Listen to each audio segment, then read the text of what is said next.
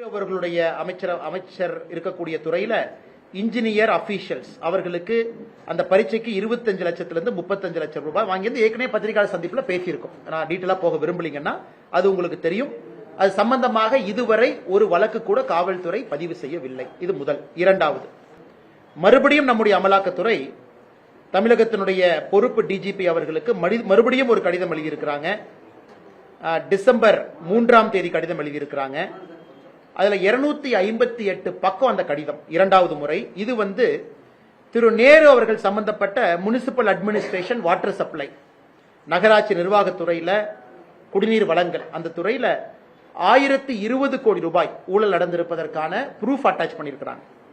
இது குறிப்பாக நகராட்சி நிர்வாகம் மற்றும் குடிநீர் வழங்கல் துறையில அங்கே பொறுப்பேற்கக்கூடிய கான்ட்ராக்டர்ஸ், அரசனுடைய கான்ட்ராக்ட் கிடைக்கக்கூடிய கான்ட்ராக்டர்ஸ் எப்படி பிரைப் லஞ்சப்பணமாக 7.5% 10% கான்ட்ராக்ட் வேல்யூவை நேரு அவர்களுக்கும் குடும்பத்தை சார்ந்தவர்களுக்கும் கொடுக்க வேண்டும் என்பதை ஒரு டோசியரா நம்முடைய பொறுப்பு டிஜிபி கொடுத்திருக்கிறாங்க.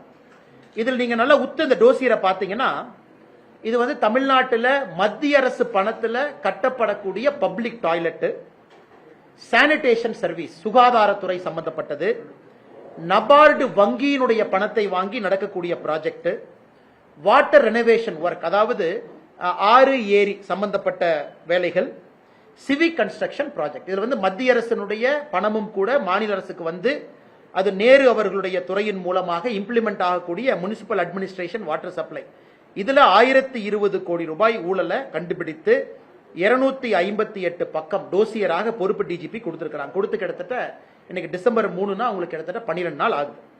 அதுல குறிப்பாக இடி அவர்கள் மறுபடியும் வாட்ஸ்அப் சாட் எப்படி பணத்தை வாங்கியிருக்கிறாங்க, ஹவாலா டிரான்சாக்சன் துபாய்க்கு ஹவாலா மூலமாக ஓவர்சீஸுக்கு அனுப்பி இருக்கக்கூடிய ப்ரூஃப் அது எல்லாம் கூட கொடுத்திருக்கிறாங்க.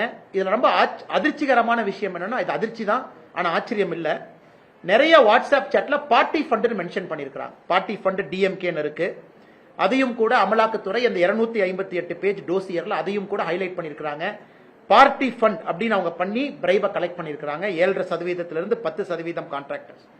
இது நேரு அவர்கள் சாதாரணமா பத்திரிகை நண்பர்கள் கேட்கும் பொழுது சாதாரணமா கடந்து போயிட்டாங்க. அதாவது இதுல ஒன்னும் உண்மை இல்ல, இது அரசியல் பழிவாங்கும் நடவடிக்கை, நான் இதன் மீது கோர்ட்ல பாத்துக்கிறேன் அங்க பாத்துக்கிறேன்.